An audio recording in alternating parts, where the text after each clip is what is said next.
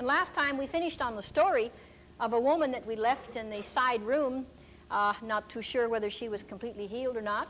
However, after the Lord had touched her in that given meeting, and she had reported that it felt like this seed had come right out of this very, very hard lump, and the inside of the lump was becoming very soft. And 4 days later again, we had another big meeting. And I said, is there anyone here who was touched by the Lord in the last few days and some of our other meetings that would like to testify to the healing power of Jesus Christ? And this woman stood up, and she came over to the front, and she said, yes, she said, I would like to testify to the healing that happened in my body.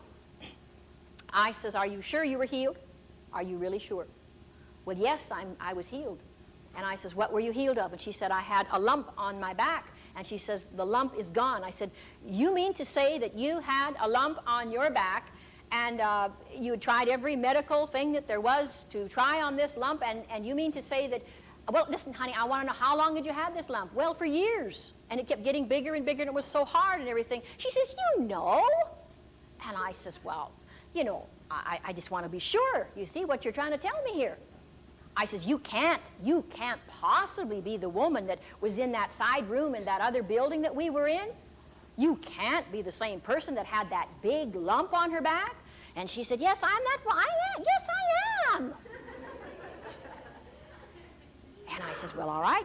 So what happened then? You've obviously, you've still got the lump, right? No, she says, I'm healed of the lump. I said, oh, come on. A big lump on your back like that, and you mean to tell me that lump is gone? Well, I was making a big production out of this, you see. Reason being that there was a lot of other people there in the meeting that didn't witness this particular event, and I just wanted to kind of share it a little bit with them. I said, okay, honey, show me the lump there on your back. She says, the lump isn't on my back. I said, well, then show me where it was. And I said, all right, it was right here on this shoulder area of your back, right there. Yes, she says, that's right. I says, all right, let's take another look at it then. And I took her dress again, like I had taken it before, and I pulled the dress back like this, and I said, it's completely flat. There's no lump there. I turned around to the side, and I says, look, how many were in that meeting, you know, and they saw that big lump there that was on this woman's back? How many of you saw it? And hands went up all over the place. And I said, well, this woman says that this whole big lump is gone. How many of you know this woman? Well, many more hands went up. They could verify that indeed this woman had been a miracle of healing.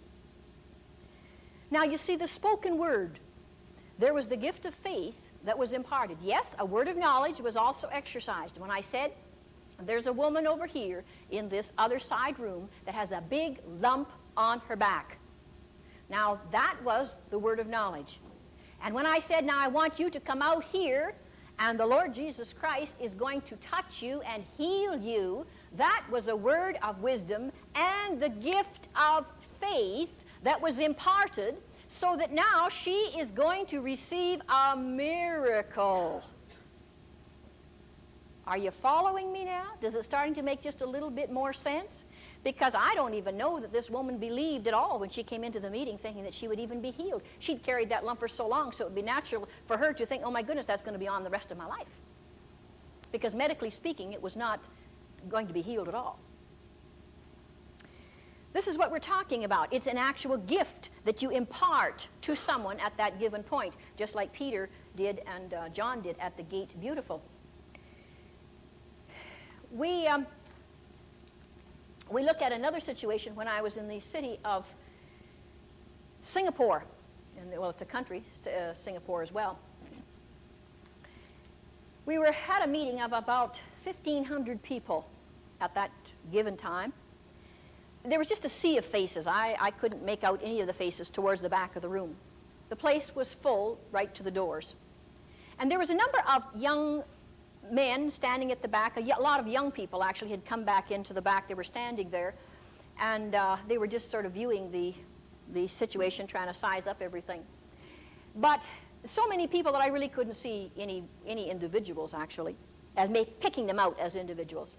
But I received a word of knowledge, and I said, now right back there at the door, there's 2 young men standing there talking right now.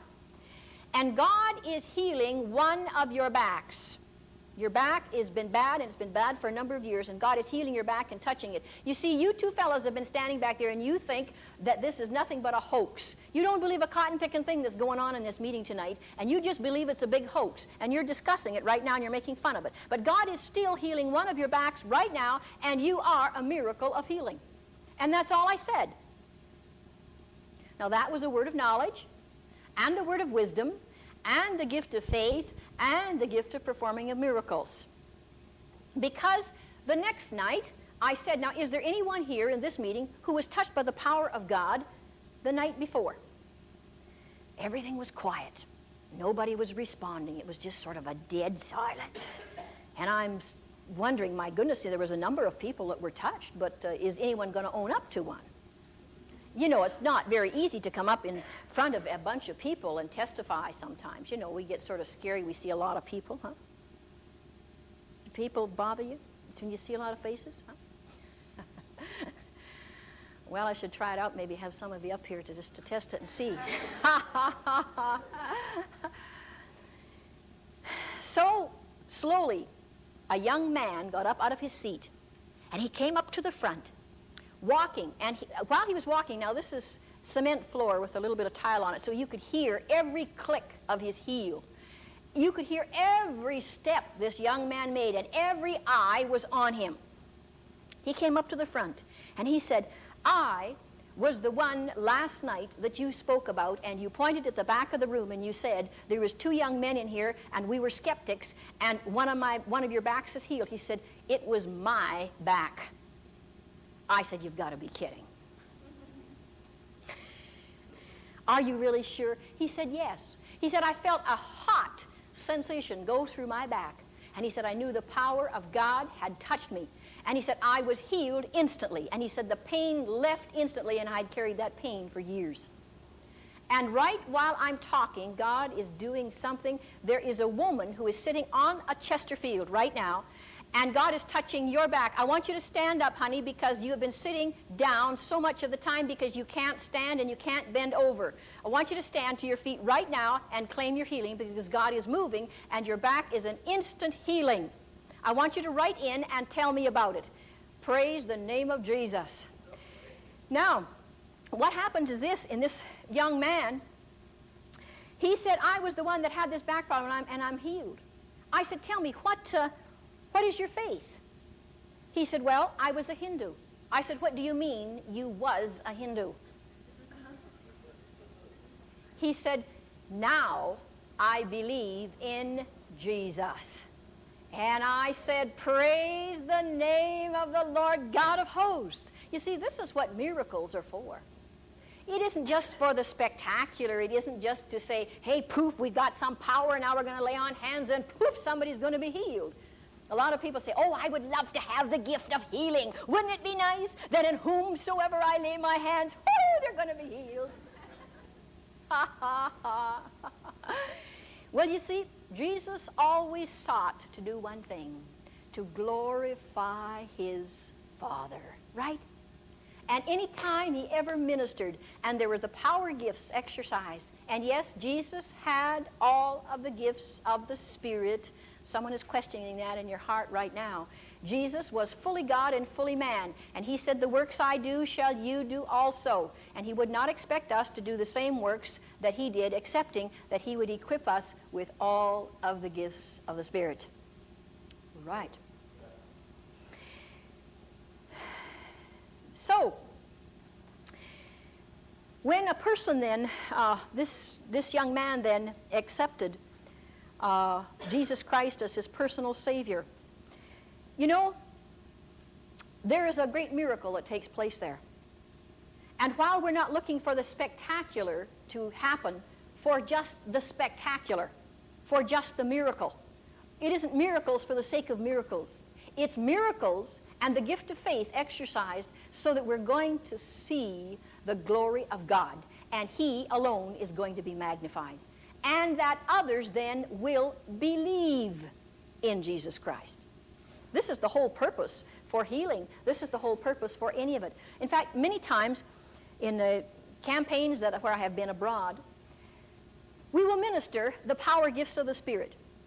I go right into a discussion on the gift of faith and lead people into this so that we can expect some wonderful miracles. Go right into that first thing. We build up the faith of people. And then we move right into the miracles, signs, and wonders and believe God to touch and heal many, many people in those meetings.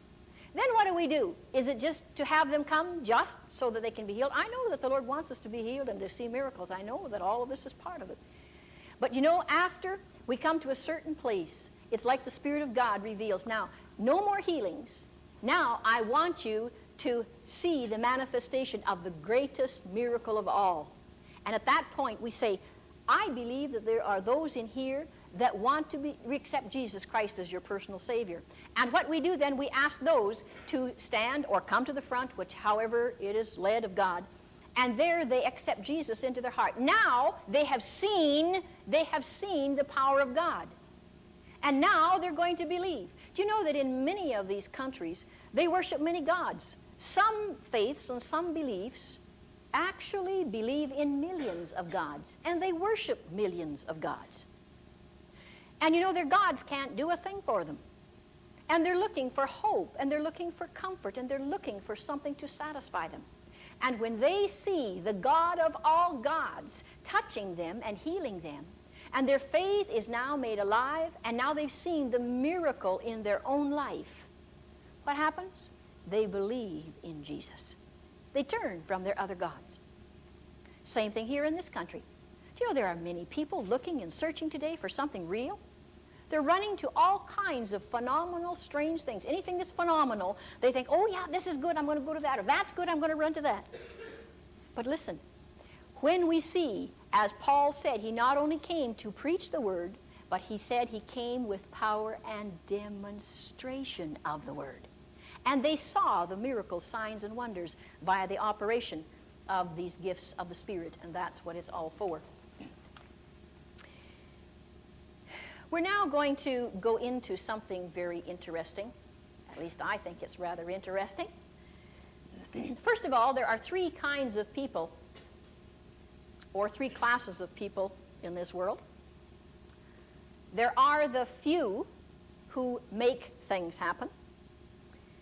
There are the many who watch things happen. And there is the overwhelming majority who have no notion of what happens.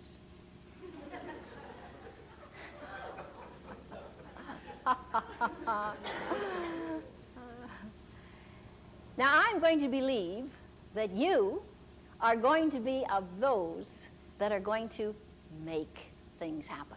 You're going to be those few, all right? And it's going to be done via the exercise of this gift of faith, the gift of performing of miracles, and the gift of healing.